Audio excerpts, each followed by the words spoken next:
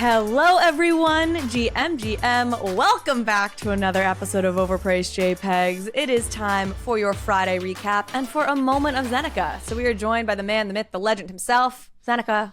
Welcome back to Overpraised JPEGs. Thank you, Carly. It's good to be back. I look forward to these calls every couple of weeks. Yeah. Market be damned. Market be damned. Well, I'm excited to talk to you today because you have started teasing the art for... And the name is Denizens. Did you only just reveal Denizens as the name for the Zen Academy PFP? So we're definitely going to get into that. We are going to talk about the crypto market a little bit. We're going to talk about Sproto, Milady, and Redacted Remilios, the only thing holding up the market these days. And then, of course, the main story. We really got to dive into what's going on with DeGods. A couple other good topics we'll sprinkle in there. Before we get to all that, though, we do need to hear a word from our lovely sponsors who make this show possible. So please, go take a look at our sponsors. Show them some love. They keep this show alive. They keep the lights on, so to speak. And I got a lot of lights in the studio, so I need them.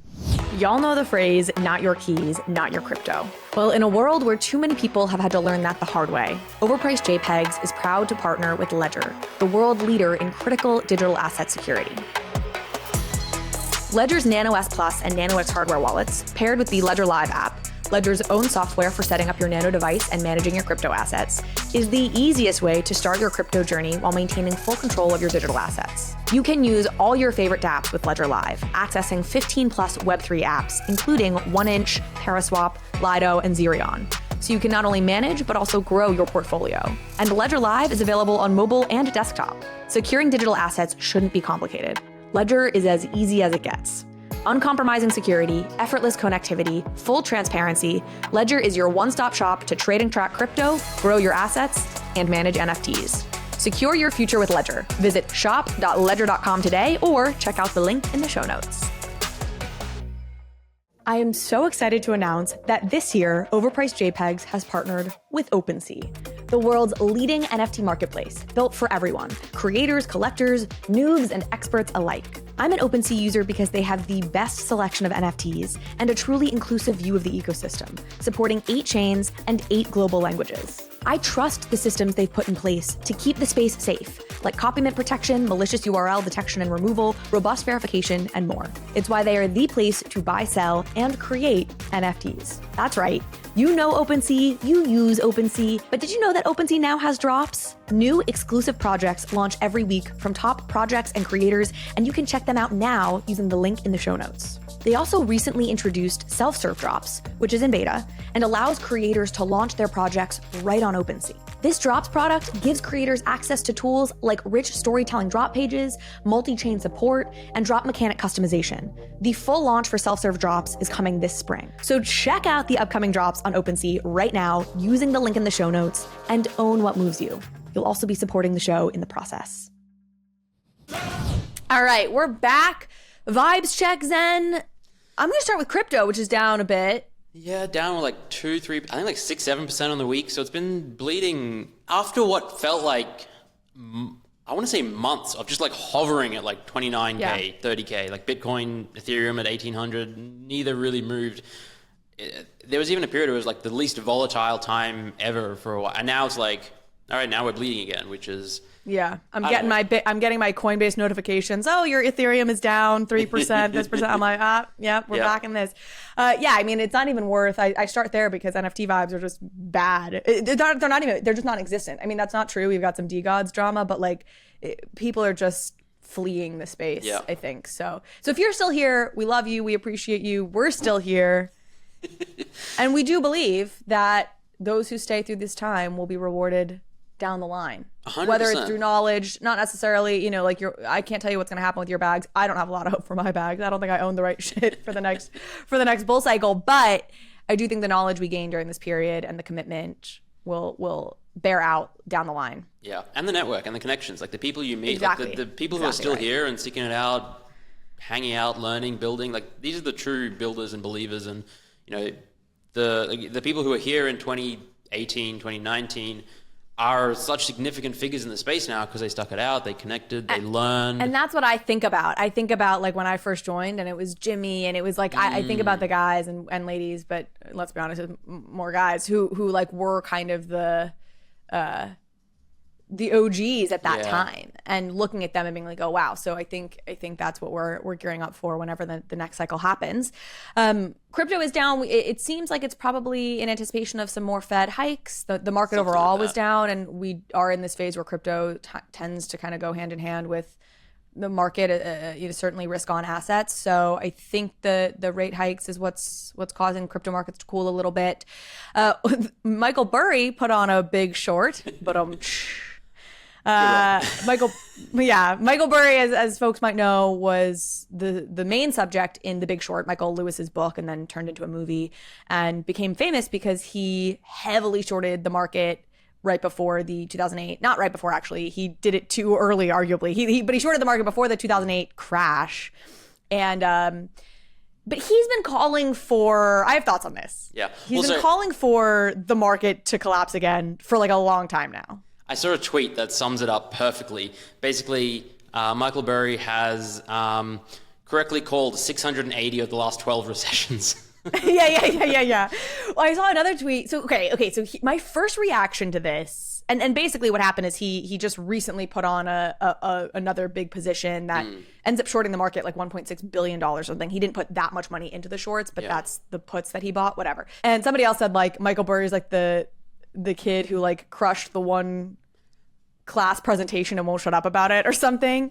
And that was initially when I saw this news and the headlines about his Big Short, that was initially my reaction, was like, this motherfucker, like this guy again. And look, I love Michael Burry. I love The Big Short, both the book and the movie. I've read it multiple times. I've seen it a ton. Like I think that story is incredible. But I'm a little bit like, all right, man, we get it. The other thing, my other initial reaction was, and folks may know this, but what Michael did back in 2007, and I think maybe even as early as 2006, he was looking at these mortgage-backed securities. The mortgage-backed securities, of course, are what really precipitated the whole downfall, because people were just packaging up these mortgages. The banks were packaging up these mortgages, being completely indiscriminate about the underlying mortgages, because what they would just sell these packages of mortgages away. So Michael Burry was one of maybe the only person who started to actually read the underlying mortgages.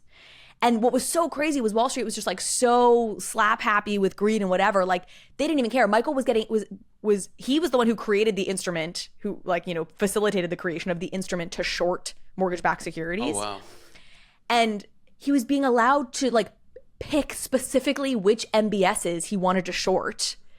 Because they're like, yeah, sure, we don't care. We think mortgages never go bad. Like mortgages is one of the safest vehicles ever. Like pick whatever ones you want. So he was reading the underlying mortgages, anticipating which ones clearly were going to go bad because the people, didn't have enough collateral, et cetera, and then specifically shorting those MBSs.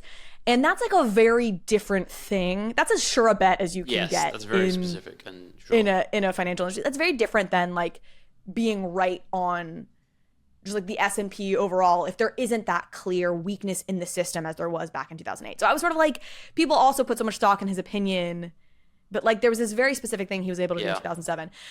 And then I looked at his returns for like the last decade. And if this is to be believed, he's fucking unreal. He's never stopped being amazing. Apparently, I asked GPT, which then got me a link for some website that I did some Googling on and apparently is somewhat legit. His 10-year performance, he's up 320%. Wow. In 10 years. And I don't know if that's annualized. God, I imagine it's not.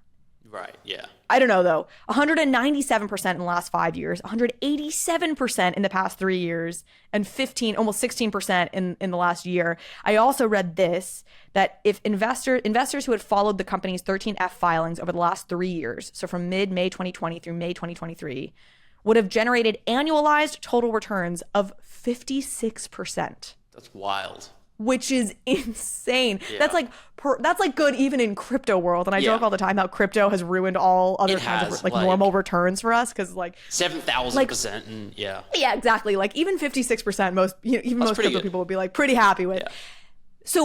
So I take back all of my initial reactions, just like this guy with this one-hit wonder who's like he's actually still just incredibly fucking good at what he does. So I have no idea. So maybe the market is about to crash. Even back in 2022, he had apparently been predicting that it would be the back half of 2023 that would see, huge market downturns. Make of it what you will, but I do hold a lot of love for Michael Burry in my heart, and apparently he continues to be a complete savant with this stuff. So Lord knows he's better place than me to say what's going to happen in the next 6 months. Yeah. Well, I mean, I hope he's not right, but like it's not sounding great. I was reading such a funny article that was saying that crypto people were responding to this and like hoping it was true because they see Bitcoin, I think in particular, as this like safe haven when the market collapses, which that's been a talking point about Bitcoin for forever. It has yet to actually play out that way. Like when the market crashes, crypto crashes. This is not something where we act independent. We are this like safe from inflation. Like it happened, y'all. We had crazy inflation. It didn't help Bitcoin, you know? So I don't know, very kind of a strange take to me. All right, let's talk Zen Academy. Give us the latest. Talk to us about denizens. You talked about what denizens mean. I love the art. Folks should go check out the art. Give us the spiel here. Yeah, so the collection name is the Denizens of Zen Academy. So this is our PFP project. We've been working on it. I love the denizens. We wanted to have a name with Zen in it, and denizen actually is a beautiful word. It means like a frequenter of a place or a location. So you could be denizens of New York, or mavens of a museum, or denizens of the forest, or like people who hang out in that area. And so like we have our community and the metaverse and Web3 and crypto. And it's like that's where our community hangs out. So happy with the name. And I mean, the whole question of like, why are we doing a PFP project in this market? Why are we releasing PFPs? And I actually don't really care about the market, because our project is not for the market necessarily. It is for our existing community. We've had a community that we launched in late 2021, and we've got thousands of members all around the world now. And our membership token was just the same art. It was an ERC 1155 letter. Eventually that turned into a chest with the idea that will be burned for a PFP. And now we have the PFPs. Our community is excited for them. I'm excited for them. I really just I think PFPs are an amazing thing that allow like a community to have greater network effects and greater surface area, and to like identify with one another on social media, and like really just group up and know where your people are really. And so I think that for all the hate and downfalls that PFPs have had over the last 18 months, the idea and the concept, I think, is still brilliant. And so I'm really stoked for it. It's coming up probably next week. I'm pretty sure next week will be the burn event where people can start to burn their Zen chests and get their PFPs. I love it. Yeah, we talked about this a little bit last time, but I think you've done it so right. You built the community first. The community already reflected themselves in the form of those crystal balls on Twitter. And now you're giving them a fuller way to identify themselves as Zen Academy members. It'll be great. Again, if we look ahead at a next cycle, people will be like, oh, who's all these folks with this particular PFP? Oh, it's Zen Academy, whatever. Like, as opposed to doing what most of these projects do, which is starting with the PFP, trying to bootstrap the community later. And certainly you can make yourself a lot of money going that route, but I think you've done it in the much more authentic, the way it should be done. So I give you so much credit for that. And the art looks really cool. Tell us about the artist. I'm glad you like the art. So the main illustrator is Pondering. He's from Thailand. I actually met him last month when I was there. That's right. We did talk about that. Yeah, he's amazing. And then we have a art director, Pixlet, who has really just helped like take Pondering's illustrations and work with Pondering to like, the layering has to be correct and the color theory has to be good to make it look good. And so, and then we have two other artists who have been helping out just like with some sketch design and other things. So it's really been like a massive team effort bringing this all to fruition. But yeah, I'm excited for it. And I think that, once they're out there, I want to like help support people who have a Zen Academy PFP, a denizen. Like, I think it's such a wonderful thing to have someone represent your community on social media. So like helping people with like sub clubs and groups that will, people want to get better at like building their own brands, and I want to help people build their own brands, especially if they're doing it under the Zen Academy banner, because then it's like this beautiful win-win-win flywheel. So sort of, yeah, I'm really just excited to see what it's like once they're out in the wild. Yeah. I mean, that does harbor me too. What's the word I'm looking for? That does I don't know, whatever. DeGods. We're not going to talk about it right now. We're going to talk about it in probably about 5 minutes. So, yeah, but it's more like that does. It's a harbinger of. There's like a word. Right. Okay. Well, regardless, welcome to Friday's overpriced JPEGs. Just that sentiment. That is like, hey, part of the point of this community is to help foster the community's vision, the individuals within the community's visions, ambitions, I want to be a part of that journey with them is something that we've been hearing from Frank lately as well. And you've been doing it from the jump. I mean, that's what 333 Club is. Like you've always had that as part of the fabric of what Zen Academy is and stands for. Yeah. And since day one, we've been sort of the non-hype community, under promise, hopefully over deliver. I've never like promised the world or anything like that. And I'm not doing it now. Like, I think a few months back, I had this idea to go on a big media blitz and go on like all the podcasts and Twitter spaces and blast. And I was like getting everyone really hyped for the PFP. A, this is just not a good market for that. But B, I really rethought the whole idea and was like, well, what's that going to do? What is the effect of that? That means that people might see that, get excited and think they're going to get X, Y, or Z. And it's going to like, the floor price will go up or they'll get all of this stuff. And I'm not confident that we'll be able to deliver all of these expectations that other people have. I'd rather people join because they like the look of the art or the other members of the community or the ethos and the culture that we have, and they enjoy their time there. And then anything that comes beyond that is sort of gravy on top. Gravy. So, yeah. Well, you picked up on that earlier than most, it seems. Frank obviously declaring the age of hyped NFTs is over. So you anticipated that 2 years ago, I feel like, when you launched these to begin with. I always loved your like anti-marketing strategy being like, why are you buying these? I have promised literally nothing as a result of them. Speaking of OG projects with announcements coming out and sort of a new phase of the project beginning, Deadfellaz tweeting out that their 2-year anniversary was August 13th. And that they have a lot of announcements coming out soon. Yeah. So I don't think we know exactly what those are yet, but they're starting to tease out that there's more coming and sort of the next phase is coming. So excited to see how that goes. Obviously sad I missed my event with Betty. She had to go back to Australia, but I'll probably catch up with her at some point here. Maybe we'll schedule something. I love Deadfellaz. I love Deadfellaz too, and they're such a staple of the of this era of NFTs. Yeah. And they're still here. They're still around. They're still doing stuff. They're still around. Like there were a lot of projects that were staples in 2021 and even part of 20, but now they've like fizzled and fallen away and no one really talks about them that much anymore, unfortunately. And so as time goes on, the number of projects from 2021 that are like, they still have an active community, they're doing something, the founders out there, and like that number's going to get smaller. And so I just love to see it. Yeah. My first interview ever, Betty. Really? Very first episode Nice. Very first episode of Overpriced JPEGs was Betty. Nice. It was great. A great way to kick it off. I was so nervous, which is so funny to look back now. Not that I don't ever get nervous now, but like I was so nervous for that interview. And it's like, oh, baby Carl. Okay, the only bright spot in the entire NFT market. Okay, I should say this. The only bright spot in the entire like PFP meme market, because the other bright spot is some of the art stuff, which we'll talk about. Snowfroze involved in something new, but is Sproto Gremlins, Milady, and Redacted Remilios. You and I feel the same about this. Fine. So okay, let's take this one step at a time. I want to talk longer about Sproto Gremlins. So we'll say Milady, Redacted Remilios. It's the same team behind both. We've talked about them in a past episode, and maybe we'll link to that below. They've got a very controversial history. I'm not one to lean to buy the FUD too much. Like I'm a famous defender of Yuga and Apes, for example, who have obviously been accused of a lot of things. I do think Milady has a genuinely icky history. Interesting, yeah. And like I buy there's a lot of there's fire where there's that smoke, in my opinion. Now, it has evolved past that. Like, I think plenty of people, we said this in the last episode where we really talked about Milady and Redacted Remilio, plenty of people who are in that community don't know its origins and are in it now because it does have one of the more vibrant communities still around in NFTs in some ways. And it's got this very meme internet native culture to it. And so there's plenty of people who are in it just for that. I get it. It's not the project I would have picked. If I could pick the project that I would want to still be, let's call it thriving or doing well during this era, it would not be Milady's for me personally.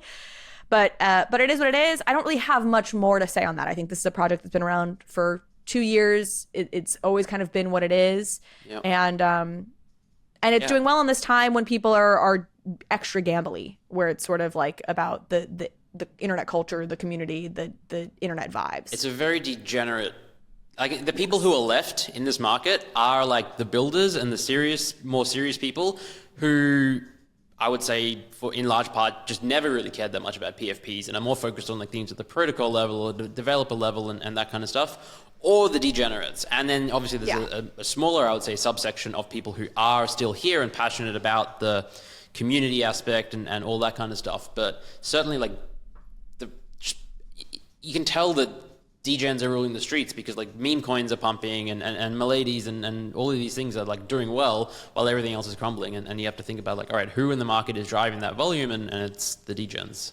Speaking of meme coins, let's then talk about part 2 here, which is Sproto Gremlins, which I think we may have more to say on. We talked about this in the podcast a number of weeks ago when Gavin was on the show as well. It was you, me, and Gavin.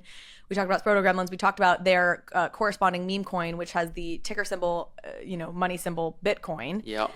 And the name of the coin is, what is it again? Harry Potter, Obama. Harry Potter, Obama, Sonic, Shiba, 10, Inu, I think is... Or like it's some combination of that. So apparently this is a meme that has existed for like a decade, and it's not some new crypto thing. There's like I didn't know there's that. Like Google like there's photos of backpacks out in the wild and people having this meme like 10 years ago on the internet and this like counterculture thing, and it was like really taking off then. And then now it's I guess and there was like another coin I think launched on the Binance Smart Chain a couple of years ago. And so it's had this like internet culture meme thing going on for a long time, and now it's obviously just pumping to all hell in this market for who knows what reason. But like they've really, it does have like I don't know. I'm a holder, so I'm obviously buying. Yeah. I bought some in like May, and I've just held. But it's like I think that the ticker being Bitcoin is just fun, and like a lot of like bots are like accidentally picking up on it, and like what the hell is this? And then Harry Potter, Sonic, Obama. It's just like, let's get all the memes and throw them into one. And I don't know, it seems to be working. It works. So, yeah. Yeah, I mean, I don't have the exact percentage, but it's up tremendously, the coin and Sproto Gremlins. I mean, Sproto Gremlins was at like 2 ETH. Is it? I think it's a little bit below that now. I think it's like 1.9 when I checked this morning. Yeah, which is still crazy. It's crazy. It's crazy high. So let's talk though. Our mutual friend, you know him better than I do, but Dancing Eddie, who is a part of Zen Academy. Yep. He asked. I think he kicked this whole thing off by asking for Sproto Gremlins so that he could short Sproto Gremlins. So he wanted to short them when they were like I think 1.4 or 1.6 or something. Okay. He had just like he shorted DeGods when they were like 9. He was like, all right, this is a buy the rumor, sell the news event. I want to short. And he did. He like had it 9, then he sold it for like a 1.5 ETH profit and made a bit of money. Obviously, he'd make more. How do you short it? How did he short it? There are a few protocols. I think like Wasabi is one of them. I can't remember the other two. I know that. Okay. So yeah, I think that's how he shorted it and made an ETH and a half. And again, if he'd held, he would have made like 5 ETH on just one. And so I guess he saw a similar thing in his mind when Sproto Gremlins were like 1.5 ETH, having like this was a free mint a few months ago, and like the run up from like 0.3 to 1.5 was a couple of weeks, and so he wanted a short, and then he made this tweet about it, and it was like a lot of immediate backlash because it's a very active, vibrant, meme culture driven community, and so everyone was like rah rah rah rah rah rah rah rah, which is not in and of itself a bad sign that you should be shorting because as a matter of fact, that's exactly how like the lunatics behave, right? The Luna Terra people behave. Like the more a community will just like eat your head off for saying that like it's not real is usually the biggest sign that there's no fundamentals there and that it's not real. Yes, but the tricky part is though, it's like it's such a I don't know what this maniacal or this cultish behavior that it could run so much more. Of course. But like it will eventually come crashing down hard. And like trying to time that is the tricky part. He obviously, I don't know if he actually took out a short position or not, but like at 1.5, he'd be down on that now because it went up to like 2-ish and now it's still like 1.7, 1.8, but yeah, shorting, what makes sense about shorting something like DeGods in advance of the news is the moment, the timing of the moment you're aiming for there. You say, okay, this is going to fall after the news comes out. Yes. Which, like, of course. You know what I mean? Like, totally with you. That was very smart. Yes, buy the rumor, sell the news. We know this. The tricky thing with something like Sproto Gremlins is you don't have that same catalyzing event that you say this is the timeline in which it's going to crash. You don't really know. I mean, it's funny. It's obviously quite different, but it's not dissimilar. We were just talking about Michael Burry at the top of the show. Again, this happened for him. So he's reading these mortgage-backed securities. He's saying this is all trash. This is going to collapse. But it managed to hold on longer than he was expecting it to. And he kept having to put up collateral to like cover his short positions. You have all of his investors. He actually had to lock up his fund and tell all of his investors like they couldn't take their money out because people were starting to take their money out so much because they like didn't understand the position he had taken, right? Like, and it's like the being early is the same as being wrong. Like when you're taking you can be really right. But if you're just too early on the whole thing, then you're going to lose a lot of money in the process of trying to hold on to the position or whatever the case may be. So, but I'm totally with Eddie. I love that he's taken on this community because I similarly have, in my bitterness that I don't own any Sproto Gremlins and I didn't get to enjoy this run up, I'm like equally bitter and like, what the fuck? But also, I hate the art. I think the art is so hideous and disgusting and doesn't deserve, I mean, like no, you know, shade to the artist who made it. Obviously, people resonate with it, whatever. But I don't like it. And then on top of that, the big thing is like there's a rivalry, it feels like a little bit within the Milady versus Sproto Gremlin community. Or maybe that's just something that Dancing Eddie is manufacturing. But he was like, they keep saying they're going to surpass Milady's. And he's sort of like, no way you're going to pass Milady's. Like Milady's has like a long-standing 2-year-long community. It's much more entrenched. Well, the supply is different as well. The Sproto Gremlins like 3,333, so it's you know, a third of the supply. I believe Milady's a 10K. Maybe they're 5. No, they're like 9,000 and change or something. Like if you look on OpenSea, it's like their supply on there is like 9,000. I mean, the funny thing about all of this is, I mean, I love Eddie and I love that he's doing this and taking on the wall. And then he posts all these, like, he's just walking down the street posting of like recording a video and is like really just putting himself out there, and it's Eddie v the world. I love it. But in a sense, he's just giving more attention to the project. And of course. So it's like I what did I reply? I said he's like feeding the demon he's fighting or something like that, which is. But then he had a great reply. He's like, it'll just make the victory all the more sweet, which is, you know. Yeah, good confidence. Yeah, your point is by talking about these people and getting all this attention to this, it's actually just feeding people the are like, oh, that's the oxygen that Sproto Gremlins feeds off of. Yeah. I mean, look, this is the tension with everything, like the media and Trump. Like the media hates Trump, but they couldn't stop feeding that beast, which actually is what empowered the beast in the first place. You know, and now we're talking about dynamic.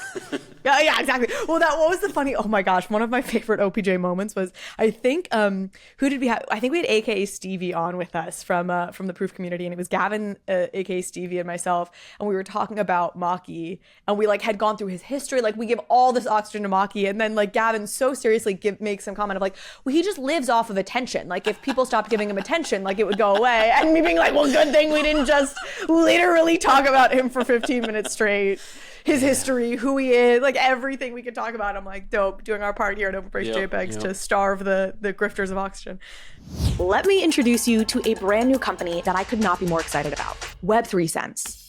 A Web3 analytics platform that combines on-chain data with social media insights to give you the deepest, most meaningful intelligence into any NFT community. I have tested other analytics platforms out there, but Web3 Sense has the most comprehensive capabilities I've seen in the NFT ecosystem. They apply sophisticated data science to wallet histories to determine behavioral patterns and help shape predictive analytics. In other words, they can tell you which Twitter accounts are actually the influencers in your space. And they can tell you what resonates most within a community by looking at what other communities' token holders are involved in. The number of use cases here is virtually unlimited. So whether you're a trader, creator, institution, brand, agency, I promise Web3 Sense has data that you want to see with the deep and actionable insights that you need to build, analyze, grow, start, whatever you want to do within the NFT space and in terms of building a business and a community. Now, they are still in very early days, so they're eager to connect with the community. So if you're interested in learning more about what Web3 Sense can do for you and your business, and you should be, go and fill out the very short form linked to in the show notes, and someone from their team will reach out with more information and an opportunity for a product demo. Trust me, you won't regret it.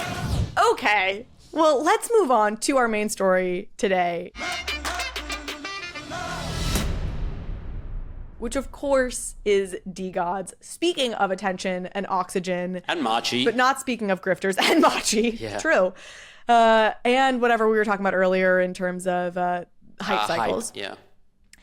I'm sure folks know what has happened. I mean, it was so funny. So last week, we record these episodes on Thursdays. So Gavin and I are recording last Thursday. DeGods had announced Utes was moving to Ethereum, mainnet. They had announced just like the high level tease of Points Parlor, and they had revealed the art. But they had said that there was so much more coming. Like there was more on Points Parlor. And I had actually held a spot on the episode. I was going to come back and record like later Thursday night if we got more news, that I would have like the most up-to-date news on the episode that came out on Friday. But like we didn't really get anything. In any case, so we've got a lot to catch up on.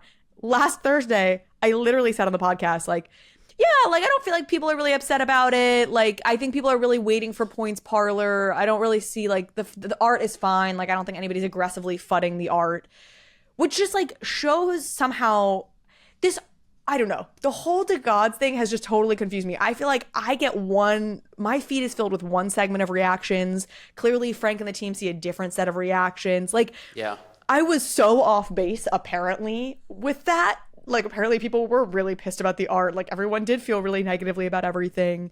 But I just missed that and my feed looked different.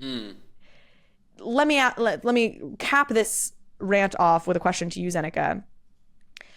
Because my feeling about everything led me to feel like Frank's initial reaction and the kind of immediately coming out and the apologies and the, oh my gosh, and we're going to get this right. And there's more coming on Sunday and we're going to, felt like an overreaction to the reaction I saw them getting. Yeah.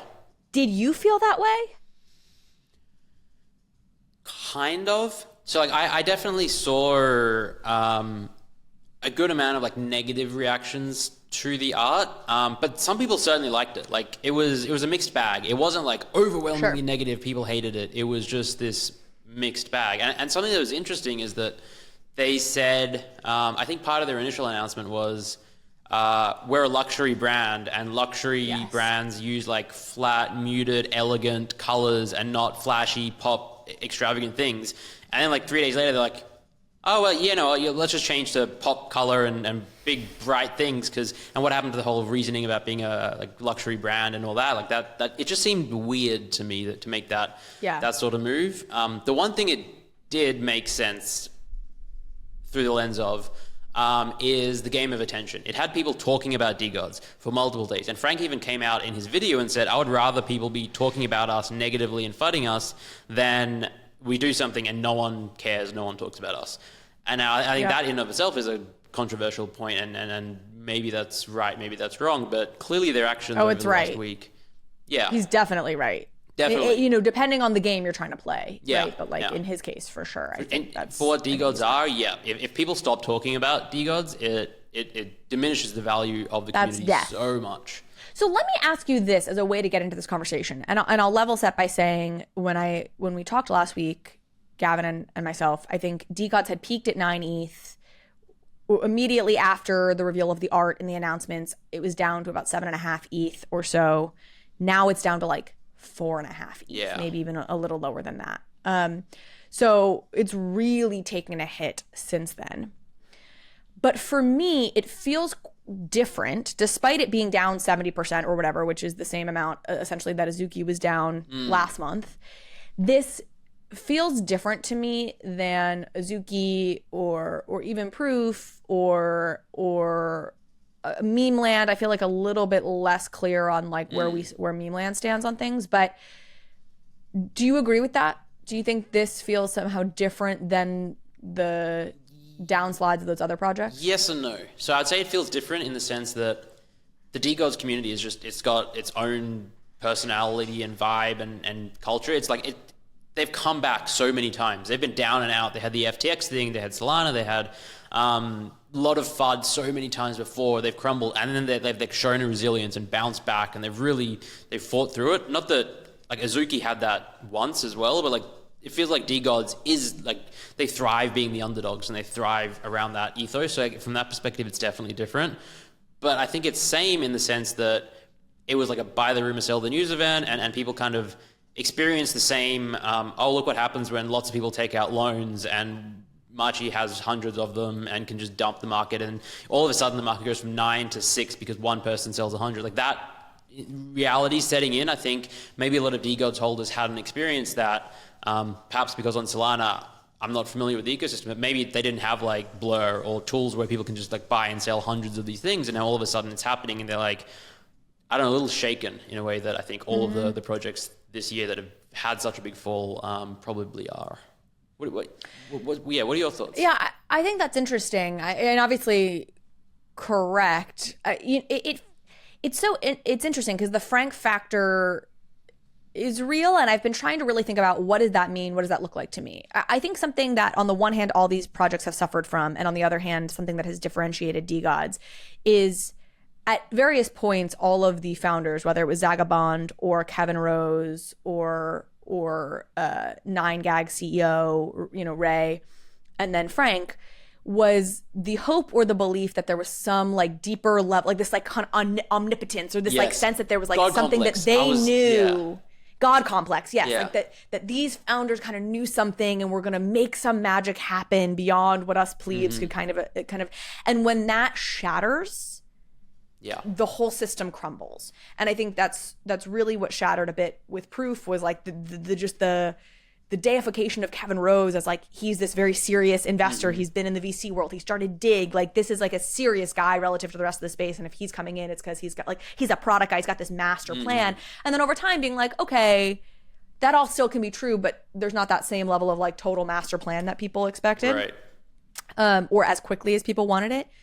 Ditto Zagabond. That art comes out and it's like, wait, what was the bigger picture here? Yeah. Like what is the And then same with Frank. I think people felt like, okay, Frank, he's the young spud. He's in the heart of NFT land. Like he and Luca, they get it. They know how to play this game. They're going to finally deliver.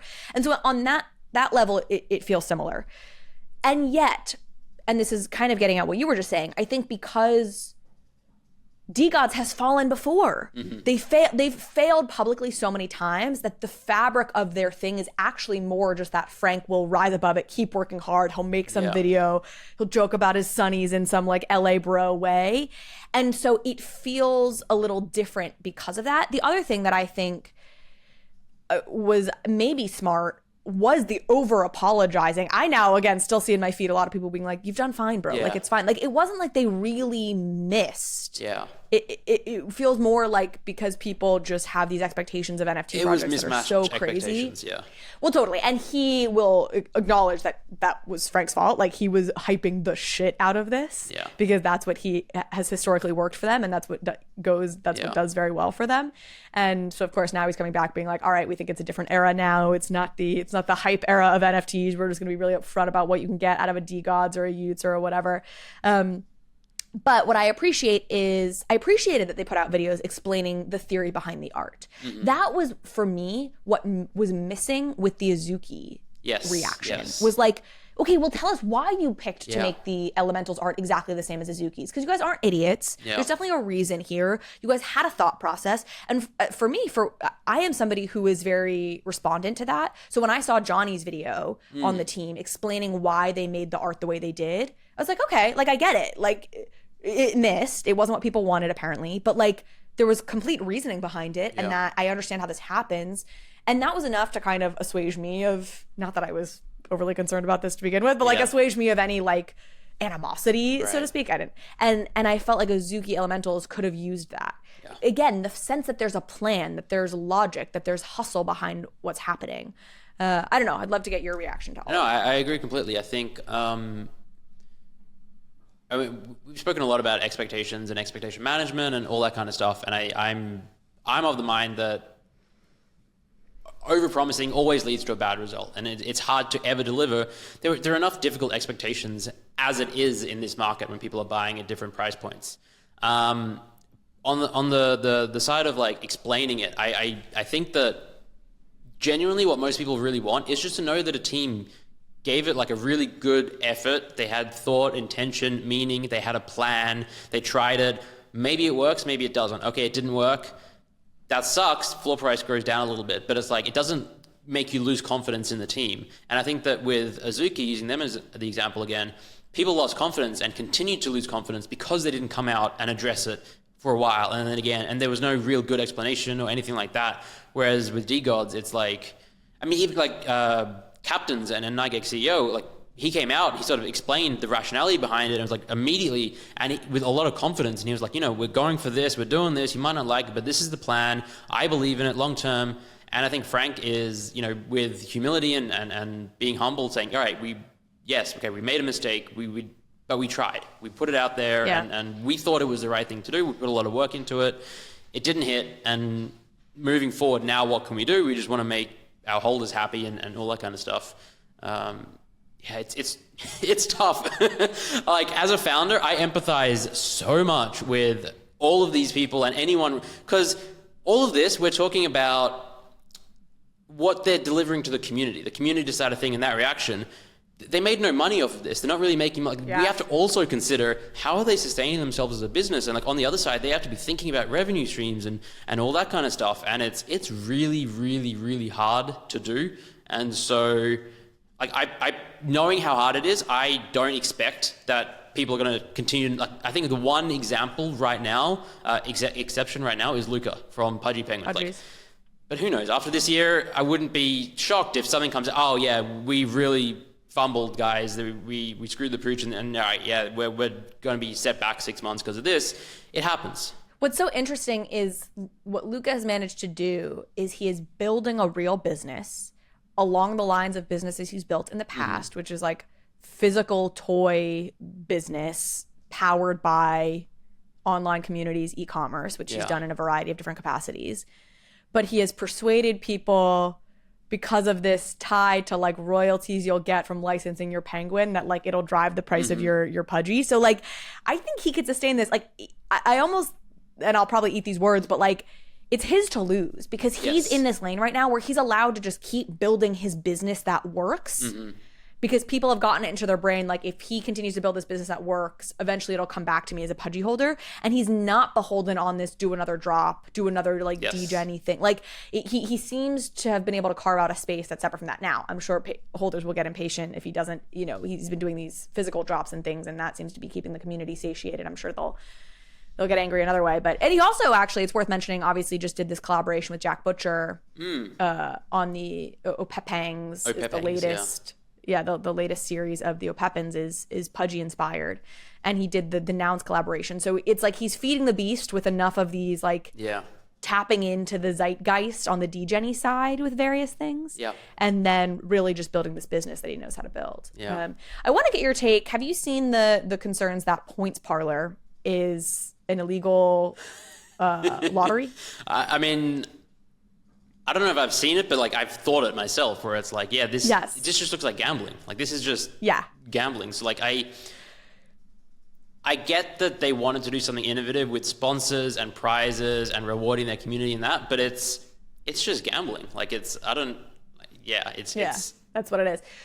Well, let me say two things on this. So first, when Frank has started to talk about this, he talked about it in a space last Sunday that I listened in on, or maybe it was Saturday and I listened to it on Sunday. Whatever the case was, one of the spaces he did. I think his vision is very much like a Mr. Beast, a UGC powered Mr. Beast kind of a play, where his thinking is like, you're giving away free shit. That's how Mr. Beast has bootstrapped his entire empire, was I'm giving away money to homeless people. I'm giving away, every time he made a cent in, he would give it away as part of the video, and you would get more views, and it would fuel this cycle.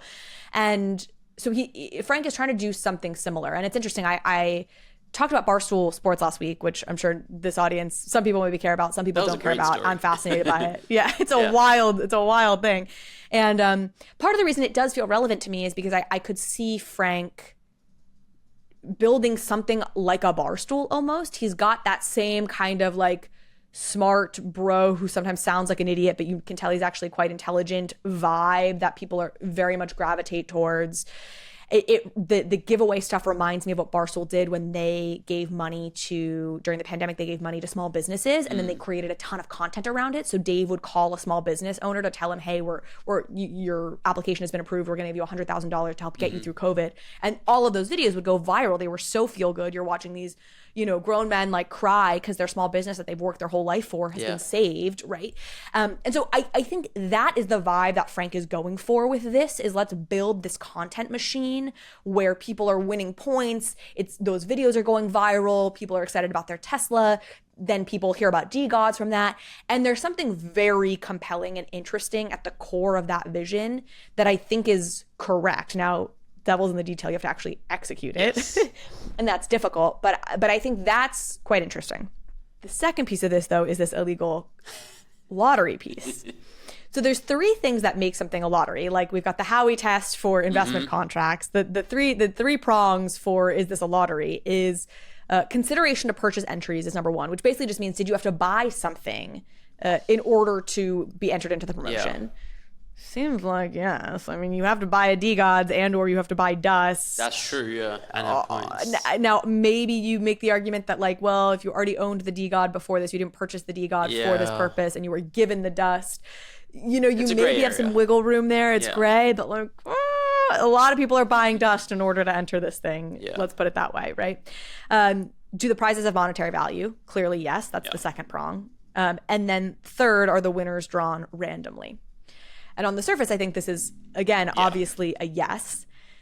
And so people were kind of like, did the DeGods team like not get this run? Did they not run this by like a legal team? That seems very unlikely given they spent 4 to 6 months on this. Frank is not an idiot. So I think this third prong, which seems like an easy yes initially, this winners are drawn randomly.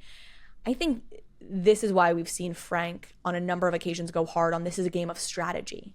Have you heard him talk about this? This is a game of strategy. He's said this in a couple of spaces. He's tweeted this.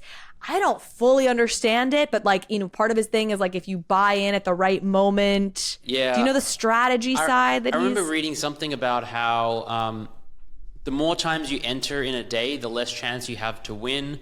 And there is something like that where you can probably formulate a strategy that gives you a higher chance of winning. So that might, but then after you enter, that there is, it's like chance. Yeah, it's like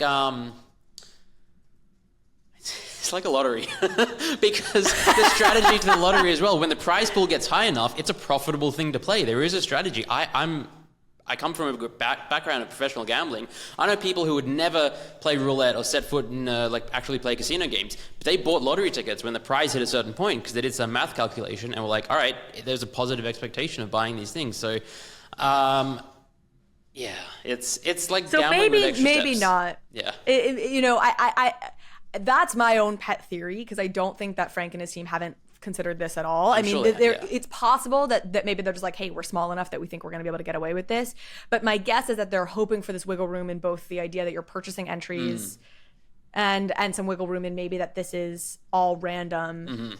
It clicked for me because he had said so many times and on one of the spaces like talked about how people will have spreadsheets that they can build out to try and game this. Like it's felt like he's gone above and beyond to really emphasize this strategy piece, which for me, once I started digging into this illegal lottery thing, I was like, that feels like why he's going so hard to publicly say this is strategic. You probably had this conversation too where you're talking to a lawyer about something you're doing and they're like, make sure to use these words and avoid saying this. Exactly. That's exactly where my head went, is like he's got some lawyer being like, strategy, Frank. It's strategy. It's not a game of chance. Yes. So like I think he's literally been like, it's not a game of chance, it's a game of strategy. Yes. So that's my personal theory on this. The final thing I've heard on this, which I don't think is the case, but I know this from, you know, technically if you do giveaways, you have to have, and it's a sweepstakes, you have to have like alternative ways to enter. So the other theory was that there's a chance that there's like some subtext, and I guess people could go and check if this is true, like somewhere on the DeGods website that gives you alternative ways to enter for these prizes, in which case then you could say it's legally a sweepstakes as opposed to a lottery. But for a sweepstakes, you have to give people multiple ways to enter. So there'd have to be some sort of like mail-in thing or whatever else to try and win these prizes. I kind of doubt they went that route. Yeah, and I think someone would have found it at this point.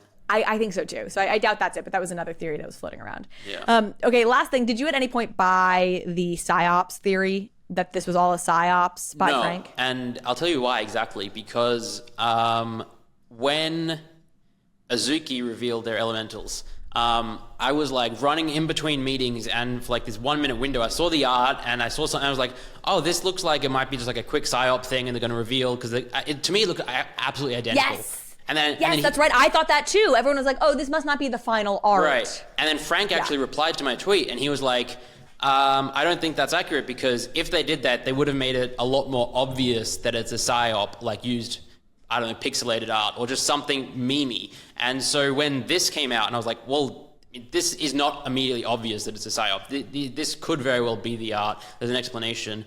And they wouldn't do that. They know that people are trading these these expensive assets, and yeah. So I didn't for a second think it was a PSYOP. Yeah. I only did momentarily because again, I was just confused by their team's reaction. Like the extent of the apologizing, the extent of like, this is the moment Frank had a tweet that was like, this is the moment I hate, the moment when everyone says I told you so, like da-da-da-da-da. And I was just like, it's fine. Like, it's not that, I felt like Points Parlor hadn't been revealed yet, so I still felt like I was waiting for Points Parlor to come out. I felt like others were still waiting for Points Parlor. It's like, and so the like, honestly, most of the FUD I saw was Frank responding to FUD, and it would show up on my timeline because Frank had responded to it or like retweeted it in some way. Yeah. So I just was like, that felt so outsized to me that I was like, maybe this is a PSYOP. Like it feels like they're leaning into the FUD more than they kind of needed to. Yeah. It was my perspective at one point, but I quickly was dissuaded of that, and he obviously came out and was like, this is not a PSYOP, et cetera, et cetera. Yeah. The other thing, of course, is you've got Machi, who's got a ton of DeGods now, but has offered, a bunch of people have offered to buy Machi's DeGods because, nobody necessarily wants Machi to be the biggest holder in their community. There's a couple of projects he's held for the long term, but for the most part, when he's got these super long positions, his tendency is to ultimately dump them. Yep.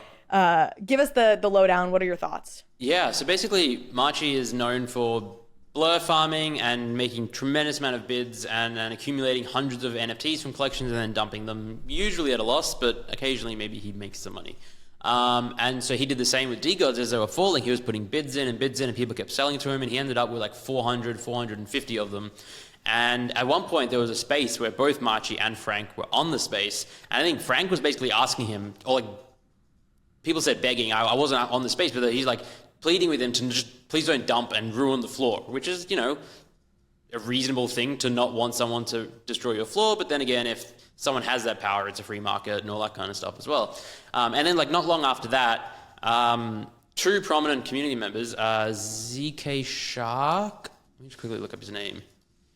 So two prominent community members, ZK Shark, it started with ZK Shark, who's famous for founding Ordinal Maxi Biz on Bitcoin, basically put out a tweet saying, hey, Machi, I would like to buy 200 of them, DM me a price in ETH of what you'd be willing to sell for.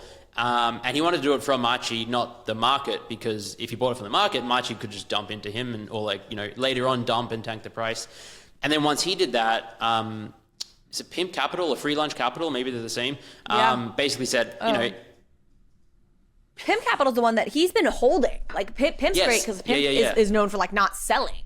Are they the same though? Yeah, so it's at Pimp Capital, but the name is Free Lunch Capital. Got it. This is someone that is known for holding massive amounts of like hundreds of apes and that kind of stuff. So once he saw ZK's post, he also commented, if ZK gets 200, I'll take the other 200. I want 200. And then a bunch of other community members said, I'll take 50 then. And it's like, there's this cool community support. I believe Machi didn't reply to any of them, but because of this response that, hey, there are some whales wanting to buy hundreds of these things, the floor started to go up, and then Machi started dumping into those. So like last I heard, he offloaded like 40 or 50 or 60 of them, and the floor is up a little bit, but it's not every day you have a project where you have whales willing to spend millions of dollars to buy in because they have that faith in the collection or the founders or something. Yeah, and that again speaks to me, like there is a Frank effect that no other project has to the degree that DeGods has it, which is like he's just compelling. Like the dude is compelling. He's interesting to listen to, and he's pretty masterful at commanding attention, and there's tremendous value in that. Like I the vision he's laying out now is you're a part of this powerful networked community. He, Frank cited the fact that he's getting these 5-figure payouts from Twitter when people with way more followers than he is not getting paid that much because people actually engage with his content. And engagement is what's king, not just abject number of followers. Yeah, exactly. And so I think that's, I think that's a compelling case for DeGods overall. Okay, last thing, and then we'll move on to our final quick story here, which is about Zynga getting into Web3 gaming. Cyrus had a tweet that I actually really appreciated. Cyrus, however you pronounce his name, where he was like, how could Frank and the DeGods team do this to me? Charging 333 dust for 2 upgrades art upgrades and points Parlor perks after giving me thousands of dust over the last 2 years for free? Do I look like a dust bank for you? Forcing me to bridge my free Utes to another chain again? At this rate, we'll be on Cardano by December. Like, you tried to prop up another bridge, but instead you burned thousands of them through your whole... Anyways, it's a joke post where it's like laying out, like, you know, not to mention after yesterday's fiasco, my profile picture is only up 6x since November. Like, just joking about how there's so much that this project has done right. And you could make one of these for any of these PFP projects that ends up getting fudded into oblivion, which is like, there's so much that they've done, like, you know, well, so much they've tried to do, so much they've given to you motherfuckers. You know what this reminds me of? This is the actual last thing I'm going to say. There's a Dave Chappelle stand-up from, like, not his most recent one. I think it was the time before that on Netflix, where he does this impersonation and he's like, who am I? And he's like being all snarly and like, you suck, like whatever it was. And he's like, I'm you. He's like, you are the worst people I've ever performed for. Like, he's just like making a commentary on like audiences are just so relentless, and the internet is just so full of hate and relentless. And that's what I think about every time I think, I'm going to tweet that. I'm going to try and find that clip of like NFT people trying to do anything in this market. It's just like, why would I want to keep trying to super serve y'all when you're so nasty? It's a brutal space. Again, infinite empathy for founders. It's tough. And like, sure, we knew what we were getting into, kind of, but it's all an experimental space, and you end up 2 years in. And again, for the people... Like, it's a very low bar, I know, but like, given how many people bounced, rugged, soft rugged, hard rugged, left the space, did shady things, Frank's showing up, the team's showing up every single day. They're working to try and like, and they're engaging with the community, they're apologizing and listening to feedback, they're like working together. Like, what more do people really want? Like, totally. Yeah. Well, what's so brutal is you have founders who have made a ton of money rugging a community, and then you know, you have teams like this who clearly aren't making a crazy amount of money, not at this stage at least. I mean, they've made good money but like they're pouring it all back into the business, and you're like, God, it's, again, I'll reference it every week. The stop sending fucking money randomly to assholes. The Jonathan Mann song, he says the bad guys get rich while the talented stay poor or whatever. Yeah. Okay, last story. Let's end on a high note. Zynga, famous for creating Farmville and Words with Friends. They really pioneered like the social gaming space right after Facebook came out. They started to really find this flywheel with getting games on social media platforms. They are launching their first Web3 game called Sugartown. This is being made within like a subsidiary of Zynga that is specifically focused on Web3. I think it's ZW3 is this studio with inside Zynga. What do you know about this? I'm a little bit playing catch up. So I've been advising them for a year. So like late 2022, we first started. I think it's basically been a whole year now, which is crazy because originally they wanted to launch a lot sooner, and then things happen, big company, and then plans change. But finally they're here. And like, I can say this, having worked with them and been on calls, they are taking this so seriously. Like they really just want to do something that is genuinely value additive to the space. And they want to be similar to how they sort of pioneered mobile gaming or casual gaming and Facebook gaming and like that. They want to figure out, how does that work in a Web3 world? How does that work with blockchains? And how can we do it that makes money as a business in the long term, obviously, but is not value extractive, is not just launching raising a bunch of money for a mint, launching a shitty game and then bouncing. No, they're genuinely here for the long term is my sincere impression, which is awesome to see. And so Sugartown, I believe Sugartown is not in and of itself a game. Sugartown is like a gaming platform or an IP platform, and then they will launch other games out of Sugartown. And they're building out this massive ecosystem, and I'm not entirely sure how much they've revealed publicly on Spaces and whatnot, so I don't want to say too much more, but it's something that I really, having worked with so many projects and teams and seen, and like, I just respect what they're doing, and I just love the people I've worked with there, so it's, worth keeping an eye on. I don't know if you can speak to this, but so is it something along the lines of like this is probably more decentralized than we're talking about in the case of Zynga, but like a Treasure DAO or a Reboot, something where you're kind of got this like base layer protocol upon which other games will be built, and they'll share either tokens or there'll be interoperability with the NFT assets across the different games that'll crop up. It's sort of more like a metaverse layer. I don't believe that is the current plan. I do think there will be like a ecosystem token type thing, whether again, I can't even remember, there were so many different ideas, whether it's an actual ERC20 or like a fully off-chain, I mean, they're US based, so I doubt it's actually an ERC20, might be like an off-chain token that fuels the ecosystem, but then having an NFT might let you, boost your rewards or interact with it or get access to like, again, they're really just trying to do something that hasn't been done before, and I think in the next like 2 weeks, we'll actually get to see what their final plans are and how they're rolling it out. It's again, they've been working on this for a year plus, and it's good to finally see it coming. Exciting. All right, Zen, that's our show this week. Thank you to everyone for tuning in. I will, in almost all likelihood, I will be here for next Friday's recap, but the week after that, I will be gone. Zeneca, I don't know if we've talked about this yet, but I'm wondering if you and Gav, I think you're scheduled for one. I was wondering if you and Gav would do the show in my place.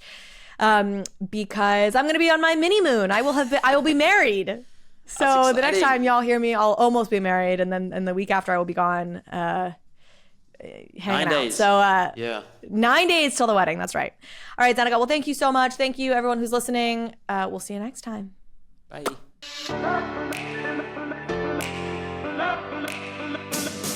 Thank you so much for watching this episode of Overpriced JPEGs. If you liked this conversation, if you liked this episode, please go ahead and hit subscribe.